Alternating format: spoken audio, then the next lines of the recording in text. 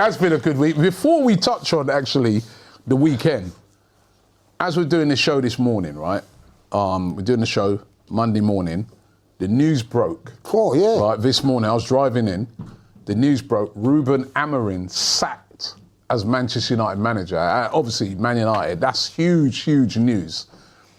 And you know, I was saying to Kenya on the way down, I was going, what's going on with all the big clubs? Amorim sacked, Maresca sacked for Chelsea, right? There's been doubts about Slot even at Liverpool. Celtic, their new guy, you know, I mean, they sacked their guy, you know, their new guy looked like he could get sacked. Yeah. I mean, it's crazy, isn't it? All these huge clubs under serious pressure, but I want to get everybody's reaction to that. Amorim getting Curtis. I actually think it's quite sad because I don't think he was taking them anywhere, to be honest. But I think he's probably on a plane right now to Portugal with about 7 million in his pocket, thinking, yeah, happy days, because he sacked himself, basically, didn't he? When you do that interview, you're basically saying, I want out. I think Man United look poor out of this because there's rumours that Wilcox wanted him to change formation and things like that. Well, everybody knew he played three at the back before you appointed him. So you've appointed a guy that plays three at the back and then said, well, you need to be more adaptable. Well, that's what he plays. Amorim, I think, hasn't done a great job.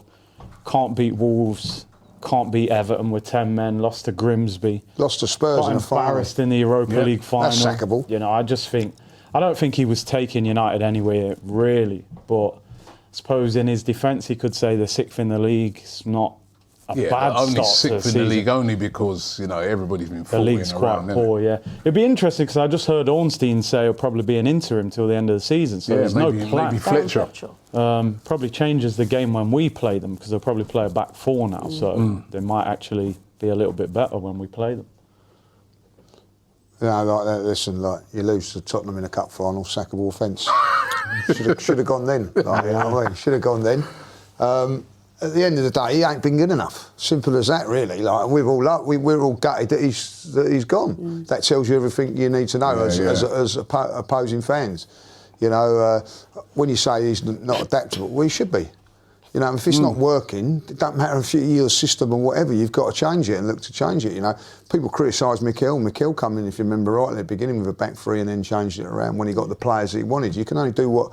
You're only as good as your players, and if your players ain't good enough to do that system, you've got to change it. And he hasn't done that. And at the end of the day, he's probably looked at the forecast over the next month and thought, I don't want to be standing on the old touchline. I'll get back to Portugal, get a bit of sun on me, like, you know. So listen, I think it's the right thing for Man United. Should have done it months ago, if I'll be really honest. After the Champions European. A disaster against Spurs, you know what I mean? Like, then they've bought some very, very good players this season. Bought some good players, you know, and again, you know, they've got Heaven playing at the back, like at this moment in time. It was, you know, he's been their best centre back. Been their best centre back, you know, and with all the money that they've spent. So, listen, you know, there'd be a few Man United players that are out on loan and perhaps in the reserves at the minute will be thinking this is Kobbie Mainoo will be one of them are going, this is a very, very Can good I just Christmas. say quickly, do you know who I'd go for if I was them? I'd go for Unai Emery. Yeah. That's who I'd go for. I mean, whether he'd leave Villa, but still Man United and money, that I think he'd be the right appointment. Is that the right fit though? Like you could say about Unai Emery when he goes to a big club and there's expectations, he doesn't do well. Look at Arsenal, look at PSG. Like at Man United, there is expectations. At Villa, there's not really an expectation. Like they've only just started to expect to get into Europe. So is it really, from a United standpoint, it's like, actually, we need to get on with this. We've trusted this guy with a project. It's not worked at all. Like, is it worth giving it to another guy who, when he's been given the time at a big club, he's not done it? Like, is it really? He wasn't given that much time at Arsenal, really, was it, if you think about it? I think he had a lot of time. I know what you're saying, though. Who would you go for? Who would you suggest? United? Yeah. I don't know, man. It's hard to Give it say. to Kobbie Mainoo's brother. Go get Maresca. I really don't care, mate. Yeah, I mean, I'm like Lee, man. I was a bit peed off this morning, man. Yeah. I wanted them to keep him. Yeah, I did. Because, you know, like, he's terrible. Like, how they kept him this long, I don't know. It's funny because New Year's Eve, I was driving back home. I was had a New Year's Eve party in Wales. And I'm speaking to my mate, massive Man United fan, and he's backing him. I'm like, bro, okay, the guy's no good. He's lost like.